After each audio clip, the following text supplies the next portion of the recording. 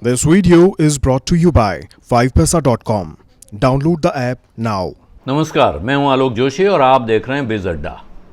IPO के बाजार में धूम धड़ाका चल रहा था, लेकिन अब उसके बीच में फिक्र के बादल भी मंडराने लगे हैं। खासकर मोटा पैसा लगाने वालों यानी HNI के बीच, हाई नेटवर्थ इंडिविजुअल जिनको कहा जाता है। इस बिरादरी में भी जो लोग खुद का पैसा लगाकर शेयर खरीदते हैं उनको खास समस्या नहीं है, लेकिन जो उधार ले लेकर अर्जियां लगाते हैं वो तो अब खुद को फंसा हुआ पा रहे हैं। ये किस्सा बड़े लोगों का है, क्योंकि ये बड़ी रकम होती है जो उधार लेके लगाई जाती है। लेकिन अब हमारे और आपके जैसे लोग भी, बहुत सारे लोग देखा देखी इस चक्कर में पड़ जाते हैं कि अपने पास पैसा नहीं है तो कोई बात नहीं, फाइनेंस करवा लो, मिल गया तो कमाई भी हो जाएगी और पैसा वापस भी कर देंगे, और नहीं मिला तो कोई बात नहीं। लेकिन इस चक्कर में पड़े बिना भी आप सीधे रास्ते से आईपीओ में अर्जी लगा सकते हैं, और तब ऐसी फिक्र भी नहीं रहेगी। और आईपीओ में पैसा लगाने का एक आसान रास्ता भी आपके पास है। इसी वीडियो के डिस्क्रिप्शन में 5 पैसा का एक लिंक है, जिस पर क्लिक करके आप 5 मिनट में खोल सकते हैं एक फ्री डीमैट अकाउंट। 5 पैसा ऐप पर जाकर आप ट्रेडिंग के बारे में भी बहुत कुछ सीख सकते हैं। तो बस डाउनलोड कीजिए, बस नियम और शर्तें पढ़ना ज़रूर याद रखिएगा।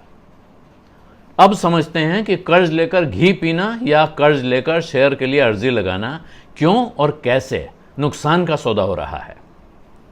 और अब तो ये नुकसान और भी बढ़ने वाला है, क्योंकि ऐसी अर्जियों को फाइनेंस करने वालों ने अपना रेट बढ़ा दिया है। जो अभी तक 7 से 8% के ब्याज पर पैसा दे रहे थे, एनुअल ब्याज का रेट बता रहा हूँ, ये उस वक्त का नहीं जितने दिनों का एप्लीकेशन होता है, वो रेट बढ़ाकर उन्होंने लगभग 2% बढ़ा दिया है। यानी अब ये एप्लीकेशन के लिए जो पैसा मिलेगा वो 9 से 10% एनुअल इंटरेस्ट रेट पर मिलेगा।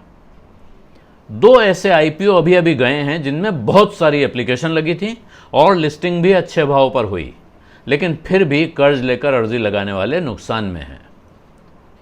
रोलेक्स रिंग्स का शेयर आपने सुना होगा, 900 रुपये में मिला और 1249 रुपये पर लिस्ट हुआ, यानी करीब 350 रुपये का सीधा फायदा। इसको लिस्टिंग गेन कहते हैं। लेकिन इस इशू का HNI पोर्शन, यानी वही हाई नेटवर्थ इंडिविजुअल्स का जो हिस्सा था, 360 गुना सब्सक्राइब हुआ। यानी जितना शेयर देना था उससे 360 गुना एप्लीकेशन आई, उतना पैसा कंपनी के पास गया। तो नतीजा क्या हुआ? जितने की अर्जी लगी थी उससे बहुत कम पैसा, उससे बहुत कम पैसे के शेयर लोगों के हाथ में आए। ब्याज तो आपको उस पूरी रकम पे देना पड़ा, लेकिन शेयर जो हाथ में आए वो कम है। नतीजा ये हुआ कि जिस रकम पर आपको ब्याज भरना पड़ा वो बहुत ज़्यादा थी, यानी उस पर ब्याज आपको ज़्यादा देना पड़ा, और हाथ में आए शेयर बहुत कम थे, तो उन पे जो लिस्टिंग गेन मिला वो हुआ बहुत कम। नतीजा एवरेज हिसाब लगाएं, 7.5% के ब्याज पर जिसने ये फाइनेंस कराया था, तो हर शेयर पे 400-450 रुपये से ऊपर का नुकसान हुआ है। 460 के ऊपर की रकम आती है। करीब 8.5% की चपत लग गई उस आदमी को जिसने उसमें पैसा लगाया था। एकदम ऐसा ही हाल हुआ ग्लेनमार्क लाइफ में। वहाँ जो घाटा पर शेयर घाटा है वो 127 रुपये का ही रहा, लेकिन क्योंकि कम रकम का शेयर था इसलिए ये 11% से ऊपर का घाटा था। जबकि इसके ठीक पहले जोमेटो में, GR इंफ्रा में और क्लीन साइंस के आईपीओ में जिन लोगों ने इसी तरह कर्जा लेके पैसा लगाया था, उनको भी 40 से 50% तक का या 50% से ऊपर का मुनाफा हुआ था।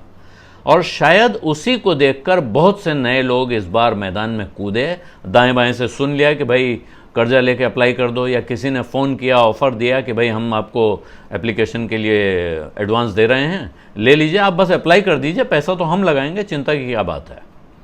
इस चक्कर में बहुत सारे नए लोग भी इस बार इस मैदान में कूद पड़े, और जैसा कि होता है उन्होंने हाथ जला लिए। इधर इशू भी बढ़ गए हैं और अर्जियां भी।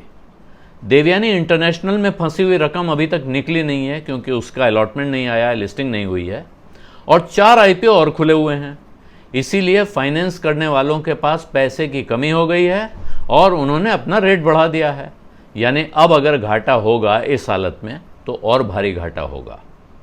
इसमें अब समझने वाली बात आपके लिए सिर्फ इतनी है कि अच्छी से अच्छी कंपनी का शेयर भी आ रहा हो तो पैसा तभी लगाइए जब वो पैसा आपकी जेब में हो। कोई ब्रोकर, कोई फाइनेंसर कितनी भी कॉल करे और कैसे भी ऑफर दे, कर्ज लेकर एप्लीकेशन करने का काम उन्हीं लोगों के लिए छोड़ दीजिए जो इस बाजार में पहले से लगे हुए हैं, जो ये धंधा करते रहते हैं। जो मुनाफा कमा रहे हैं तो ठीक है, घाटा हो तब भी ठीक है, यानी जो घाटा हजम करने की क्षमता रखते हैं। नए लोगों को इस चक्कर में अपने हाथ कतई नहीं जलाने चाहिए। तो अगर आप नए आदमी हैं, अगर आप नए इन्वेस्टर हैं, शेयर बाज़ार की ABCD ज़रा कम समझते हैं और कोई आपको सलाह दे रहा है कि भाई अप्लाई कर दो, मैं आपको फाइनेंस करा देता हूं, तो उसको हाथ जोड़िए, नमस्ते कहिए। इसी के साथ मुझे भी इजाज़त दीजिए। धन्यवाद, नमस्कार।